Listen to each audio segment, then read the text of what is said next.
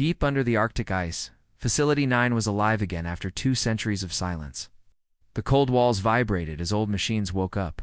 Red lights flashed in warning. Engineers moved quickly, their boots crunching on the frost-covered floor.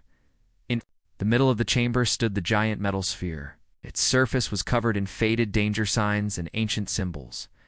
No one truly understood how it worked. They only knew it had been built for the last war. Earth never fought a war so terrible that people buried the weapon forever. Myra's face appeared on a screen in Facility 9. Her voice was steady, but her eyes were tired. "Status report," she said. The chief engineer, a woman named Yelena, wiped frost from her faceplate. "Primary systems are stable. The core is at 20% power. But there is a problem. The control codes are incomplete." Myra felt her heart sink. How incomplete? 30% of the data was lost when the vault was sealed, Yelena explained. "If we try to fire the weapon without the codes, we may trigger a meltdown." Raj leaned close to Mira. "That means if they press the wrong command, it could explode." Mira nodded. "If it explodes, it could split the ice shelf, maybe even crack the Earth's crust." For a moment, no one spoke. The weight of the choice was too big.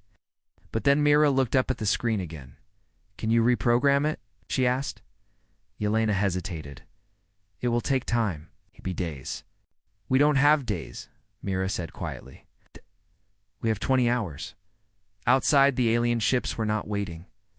In every major city, small black drones began to fall from the sky. They looked like metal insects. When they landed, they unfolded. Long legs and started scanning everything. In New York, a drone crawled over a car, its red eye glowing. Soldiers fired at it, but the bullets bounced away like pebbles. The drone turned its eye toward the men. A bright beam of blue light flashed and the soldiers fell, silent and lifeless. All over the world, people watched these machines moving through their streets. Some tried to run, some tried to hide. Others fought back with guns, fire, and whatever they could find, but nothing worked. The drones were unstoppable. In Mira's lab, the screen showed terrible scenes from every continent. Raj clenched his fists. "They're testing us," he said. "They want to see if we will surrender before the deadline."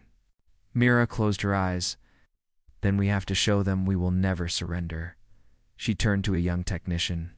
"Patch me through to every scientist in the network." A moment later, dozens of faces appeared on her main screen. Men and women. From every part of the world looked back at her. Some were in labs, some in bunkers, some standing in ruined streets. "This is Myra Patel," she said. "We are activating Project Aegis. If you have any data, any old archives, anything that can help us reprogram the weapon, send it now. This is our last chance." One by one, the scientists nodded. Some began typing furiously. Others sent files from old government vaults. All over the world, data moved across the hidden network in Facility 9. Yelena's team watched as old codes began to appear on their screens. Line by line, the missing sequences were restored. "It's working," Yelena whispered. "We're getting the codes." Myra felt a flicker of hope, but she knew time was running out. Suddenly, alarms screamed through Facility 9. Yelena turned pale. "What is it?" Mira demanded. Yelena shouted over the noise. "An alien ship is moving toward the Arctic. It must have detected our power surge." Mira's heart pounded. "How long before it arrives?" 6 hours, Yelena said. "Maybe less." Looked at Mira. "If they reach Facility 9, they will destroy everything." Mira clenched her jaw. "Then we have 6 hours to finish." Outside. The vault. The wind howled over the ice. The sky was darker than before, as if the planet itself was holding its breath in New York. Another drone stepped over a burning car. A reporter hid behind a wall, whispering into her microphone. "The aliens are moving through the city. No one can stop them." In Paris, people lit fires to keep warm as the alien ships blocked the sun. In Beijing, soldiers formed lines around hospitals to protect the wounded. Everywhere, humanity was struggling to survive, but no one was surrendering. In Facility 9, the ancient weapons core reached 50% power. sphere began to glow with a cold blue light. The ground vibrated softly. Yelena wiped sweat from her forehead. Core power is stable. If we get the last codes, we can target one of the alien ships. Mira spoke quietly, her voice full of determination. Ow. Then we will show them we are not weak. The alien ship over the Arctic moved closer, a black shadow over the frozen sea. It was coming to end humanity's last hope. But Mira knew something the aliens did not understand.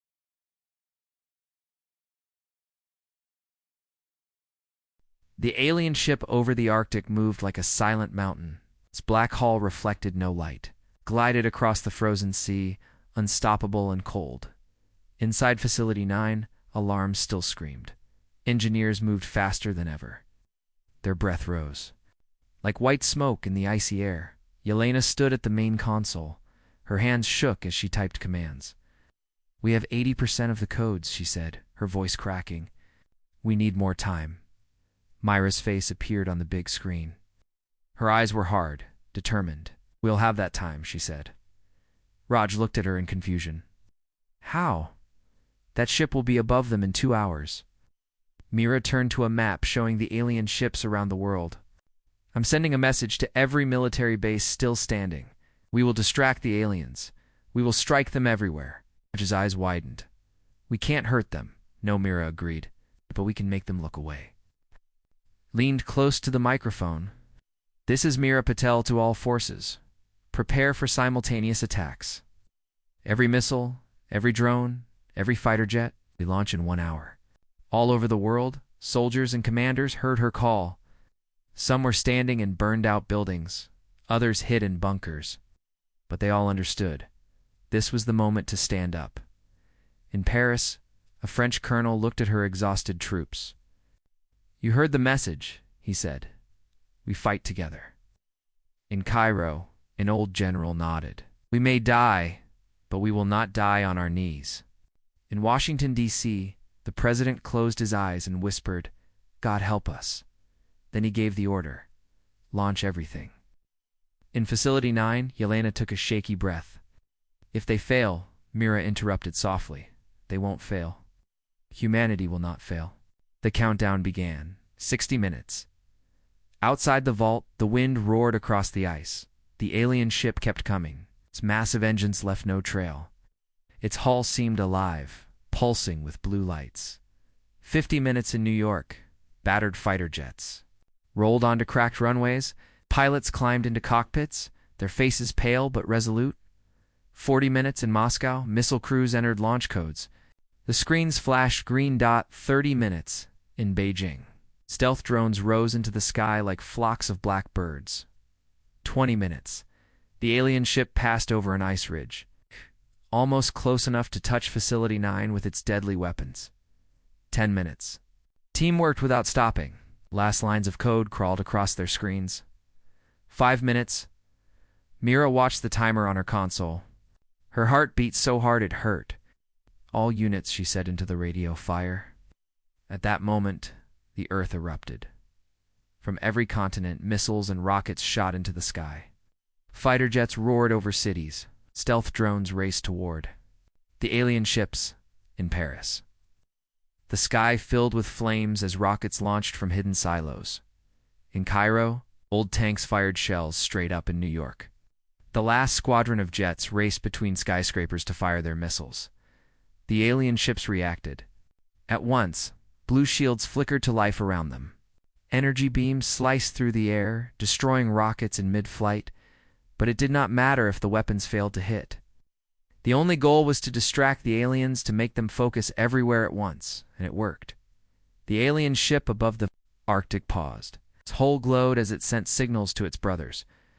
For a few precious minutes, it stopped moving forward. Inside Facility 9, Yelena screamed, "It's working. We have time." Her team typed the final commands. The giant sphere in the center of the vault started to glow, brighter and brighter. Myra watched the power readings rise. "Charge complete," she demanded. "Core at 95%, Yelena shouted. Raj leaned over Myra's shoulder. "What happens when they reach 100? Myra looked at him with fierce eyes. Then we fire. Outside the first human missiles hit the alien shields. Explosions were small compared to the enemy's power. Oh, but the noise and light were enough. The ship above the Arctic trembled, distracted by the global attack. Yelena stared at her console. 98%. 99. Outside, the alien ship began to move again. Blue energy gathered along its hull, preparing to fire. Mira's voice turned cold and calm. Target the Arctic ship. Target locked, Yelena said. Fire. In that instant, the ancient sphere released all its power. A blinding beam of white-blue light shot out of the ice, pierced the sky, and slammed into the alien ship's belly. For a heartbeat, the whole world seemed to stop. Then the ship cracked. Open. Fire and black smoke poured from the wound. The ship tilted, its engines screaming. A second later, it exploded. The blast lit up the Arctic night in every city. People saw the light on their screens. They realized what it meant. A human weapon had destroyed an alien ship in New York. A woman whispered, "We can fight them." In Moscow, a soldier cheered. In Facility 9, Yelena fell to her knees, crying. Mira closed her eyes. For the first time, she allowed herself to feel hope. But she knew it was only the beginning.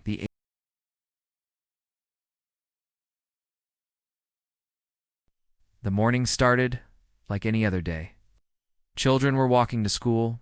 People were going to work. The sky was bright blue. No one knew everything was about to change forever. It began with a small black dot in the sky. First, nobody noticed.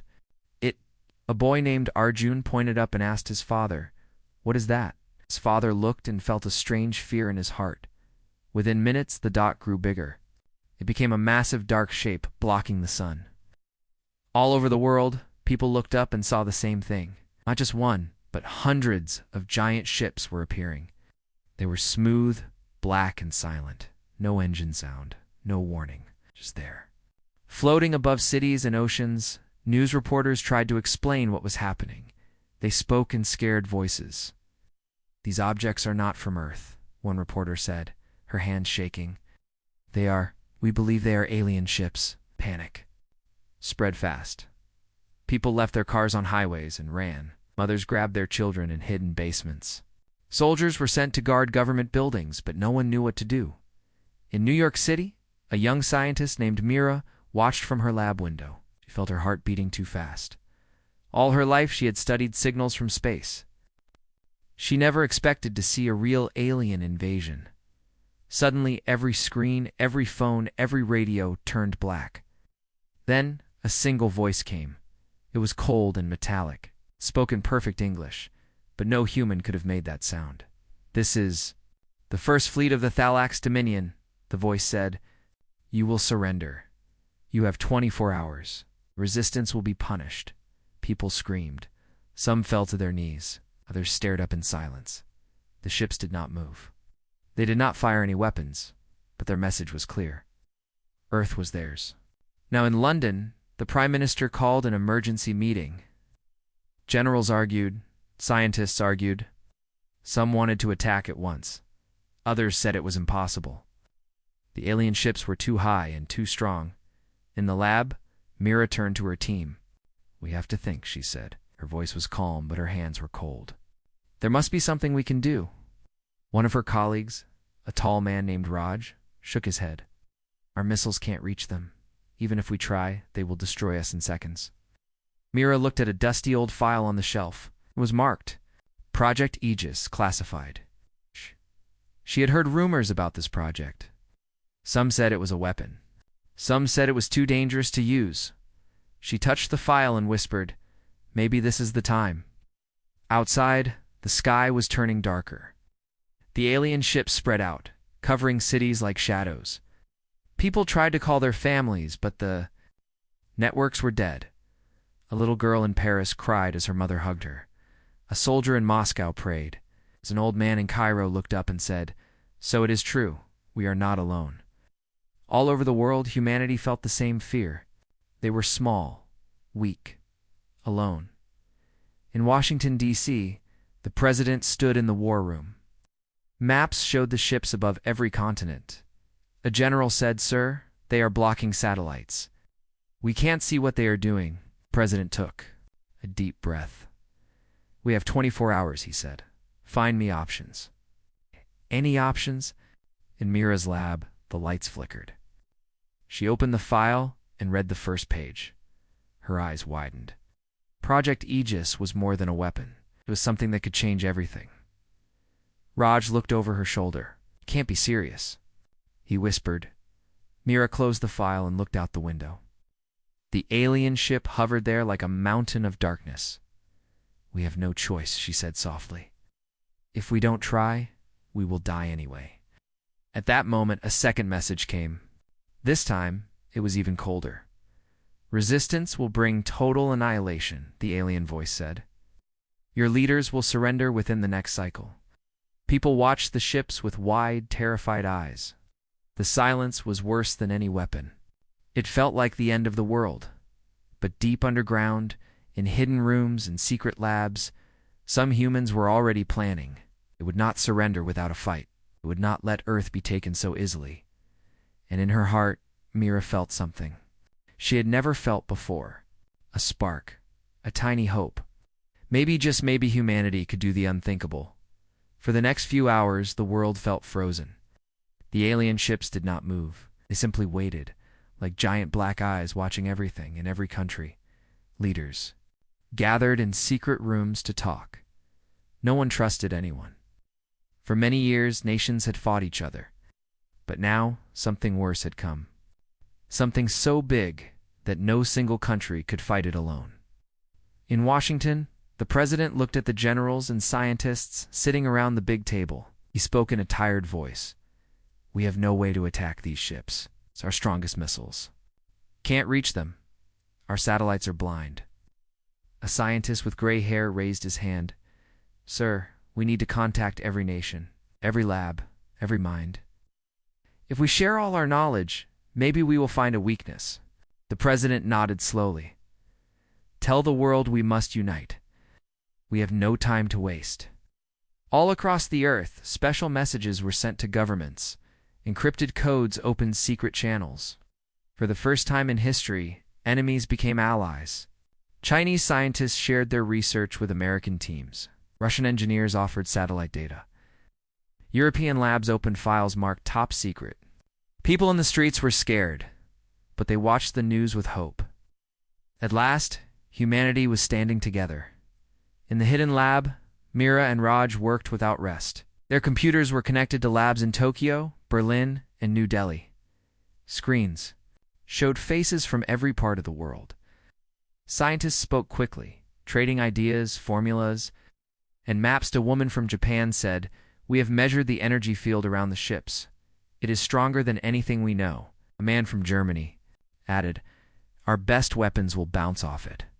Mira took a deep breath. "And we must look for something older, something they don't expect." Raj looked at her with confusion. "Older? Like what?" Mira opened the file again. Project Aegis. She pointed to a line of text. "Emergency contingency. The Vault, Arctic Facility 9. Her voice was low. "There is a vault hidden under the Arctic ice. It was built 200 years ago. It holds a machine no one dared to use." Raj swallowed hard. "I heard stories about the vault. They said it was too dangerous. It could destroy us." Mira's eyes did not look away. "But if it can destroy us, maybe it can destroy them too." Far away in Moscow, a Russian general listened to the same plan. He said, "If you unlock that machine, you must be ready to pay the price." Mira's voice was steady. "We have no choice. This is our last card." Outside, the alien ships began to move. Slowly, they spread out, forming a dark net over every major city. Their shadows stretched across fields and rivers. Some ships hovered above power plants. Others floated over military bases. It felt like a silent occupation. People hid in their homes, afraid to look up. Every hour, the alien voice repeated the same cold message. "You will surrender. Resistance means death." But deep underground, humanity was preparing something. The aliens did not expect, and the Arctic Facility 9 had been sealed for generations. Thick steel doors were frozen shut. Snow covered the old entrance. But when the signal came, hidden engines roared to life. The doors began to open, cracking the ice dot. Inside the vault, the air was bitter cold. Frost covered huge machines and cables. In the center stood a giant metal sphere covered in warning signs. It was the heart of Project Aegis. A small team of engineers stepped into the chamber. Their breath turned to white mist. One of them whispered, "I can't believe this place is real." A woman in a white suit spoke into her radio. "Facility 9 is active, preparing systems." In Mira's lab, a voice came over the speakers. "This is Arctic Base. We are ready to begin." Mira closed her eyes for a moment. Of every life on Earth pressing on her shoulders. Then she spoke, clear and strong. "Begin activation." Hundreds of screens lit up as the ancient systems powered on. Lights glowed red. The sphere started to hum, low and deep. Like the heartbeat of some sleeping monster, in New York, people saw the lights shining up from the Arctic on their news screens. They did not know what it was. They only knew something was happening. A reporter asked, "Is this our hope or our doom?" No one answered. In the sky, the alien ships shifted again, as if they sensed the humans were not going to surrender, as if they could feel the defiance. A little boy in London looked at his father. "Are we going to be okay?" His father took his hand. "I don't know," he said honestly, "but we are not giving up." In her lab, Mira whispered the same words, "We will not surrender." And far above them, the aliens watched in silence.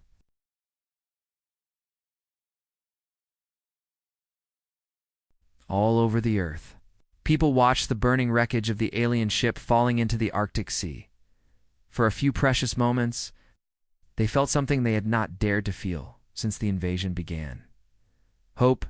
In the streets of New York, survivors hugged each other. In Paris, soldiers raised their weapons in triumph. In Tokyo, a small child looked up at the sky and whispered, "We are not weak." But in the blackness above the planet, the other alien ships began to move. Slowly, they turned their cold attention toward the place where their brother had died.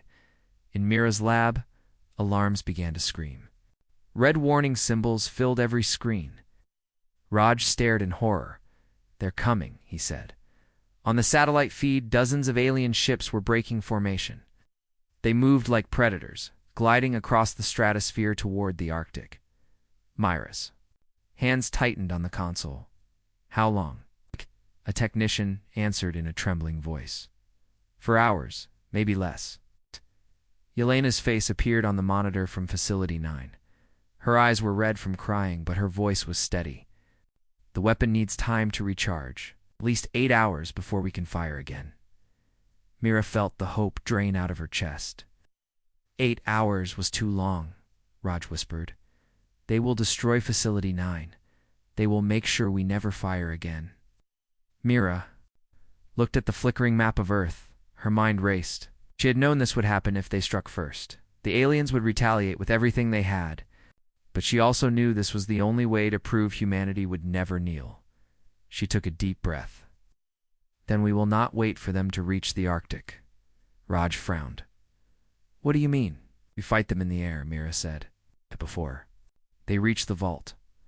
Raj stared at her. "That's suicide." Mira met his gaze. "If we do nothing, Facility 9 will be destroyed. All our sacrifices will mean nothing." A moment of silence passed. Then Raj nodded slowly. "Then we'll fight." She turned to her team. "Prepare all remaining air forces. Every drone, every jet, every missile. We launch them over the Arctic. And tell the engineers to build decoy transmitters on the ice." One of the technicians looked confused. "Decoy transmitters?" Myra explained. "We will trick the aliens into targeting false signals, make them waste their weapons on empty ice." For the next hour, every base on Earth scrambled. In underground hangars, old fighter jets were pulled out of storage. Engineers loaded them with explosives. Tiny drones were reprogrammed to fly suicide missions. In Facility 9, Elena's team worked without pause. They connected giant cables to the sphere, trying to speed up the recharge. Outside the vault, bulldozers pushed decoy machines onto the frozen plain. The Arctic sky was dark when the first alien ships appeared. It looked like enormous knives cutting through the clouds. Their hulls glowed blue with stored energy, enough power to destroy cities in a single blast. Mira's voice came over the radio to every pilot in the last defense. "This is for every child hiding in the dark," she said. "For every family that refused to give up. For Earth." Pilots whispered back. "For Earth." The alien ships locked onto the real signal of Facility 9. But then dozens of decoy signals appeared across the ice.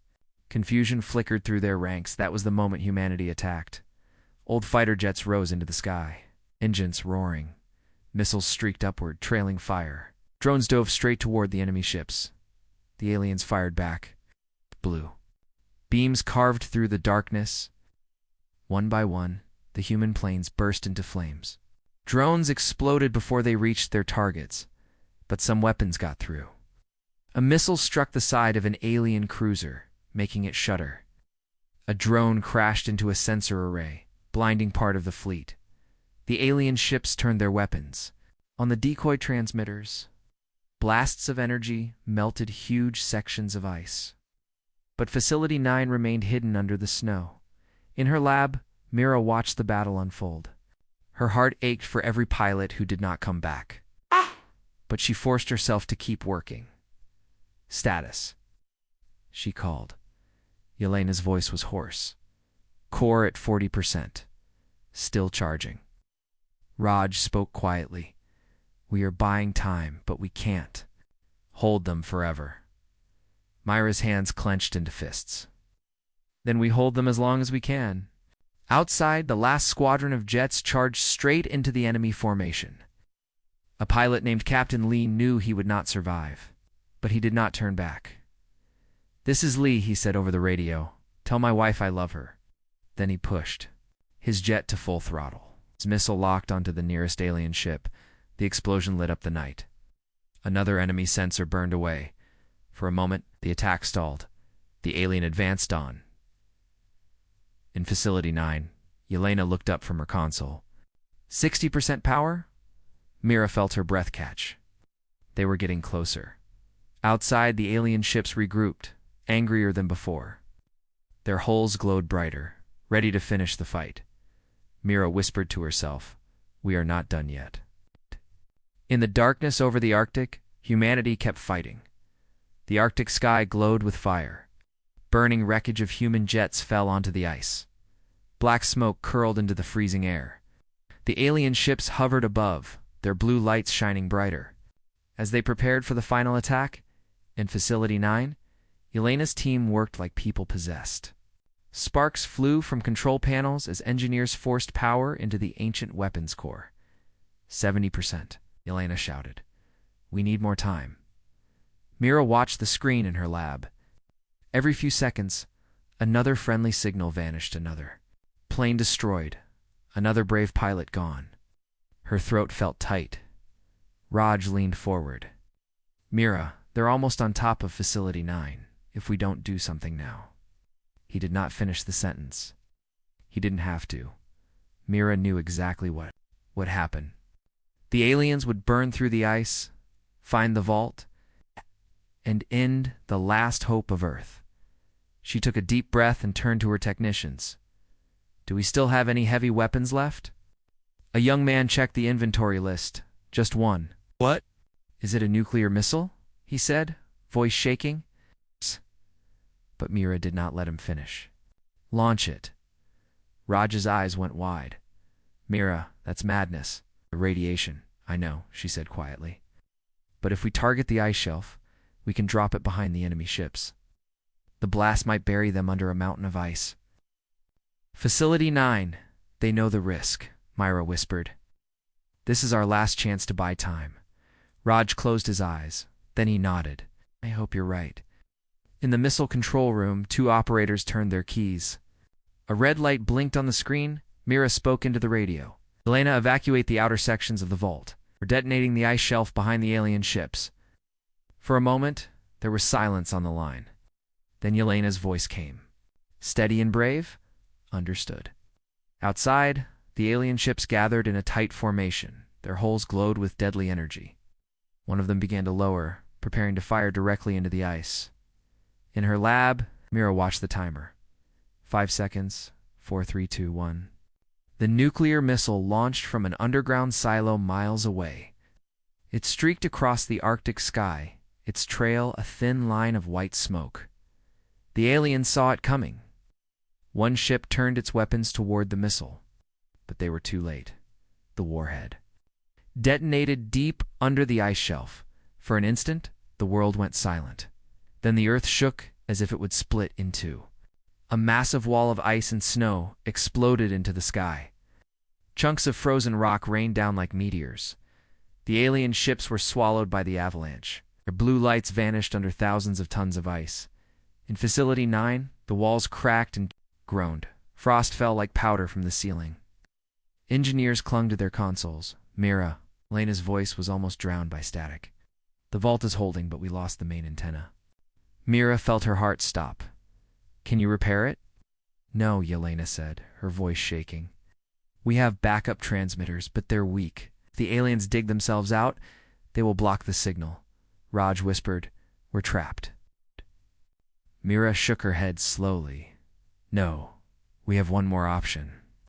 She looked at the satellite feeds. Half of the alien ships were buried, but the rest were still moving.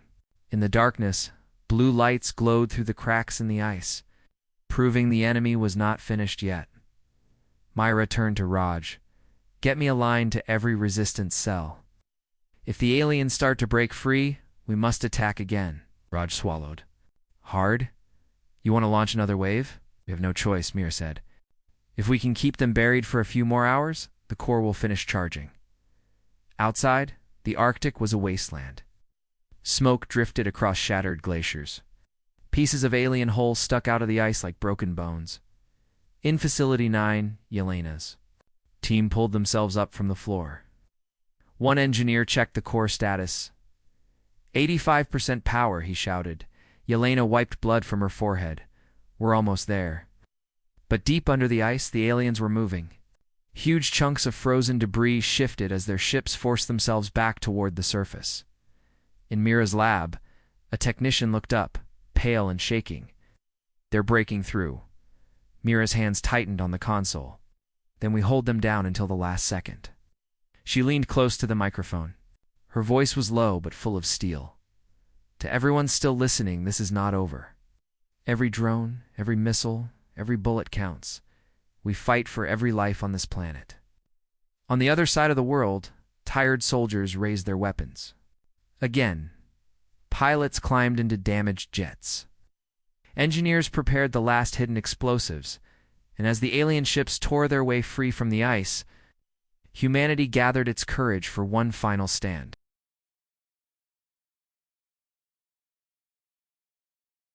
The Arctic sky was full of blinding light. The alien ship at the center of the storm shook as the energy beam tore through it. The blue glow around its hull flickered and died. For the first time, the invaders looked vulnerable inside Facility 9. Yelena's team held their breath. On every monitor, the readings spiked. The ancient weapon was doing something no human missile could ever achieve. It was cutting through the alien armor like a blade through paper. Raj stared in disbelief. It's working. Mira's voice came over the radio, soft but fierce. Keep firing. Yelena's hands flew across the controls. More power flowed into the beam. Outside, the alien ship began to crack open.